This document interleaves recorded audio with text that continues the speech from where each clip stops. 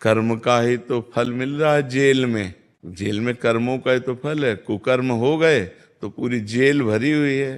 कर्म वो होता है जो हमारे मन में स्फुरणा होती है, संकल्प बनता है, बुद्धि निश्चय करती है, फिर इंद्रियों से चेष्टाएं होती है, उसे कर्म कहते हैं। कर्म दो प्रकार के होते हैं, एक शुभ कर्म और एक अशुभ कर्म, जिनको कहते हैं पाप कर्म, अशुभ कर्म। और पुण्य कर्म, शुभ कर्म, दोनों का फल अवश्य भोगना पड़ता है, उनका परिणाम भोगना ही पड़ता है। कोई कितना भी बड़ा ऋषि महर्षि हो, उसको भी भोगना पड़ता है। इसलिए कर्म बहुत होश से करे।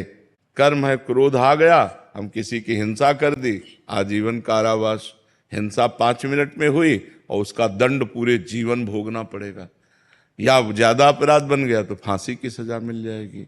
तो कर्म ही तो है। और अच्छे कर्म हो गए तो देखो राष्ट्रीय सम्मान मिलता है, समाज में आदर मिलता है, और यहाँ सुख मिलता है, और परलोक में भी सुख मिलता है। सारा खेल कर्म का है। कर्म की प्रधानता से विश्व की रचना हुई है।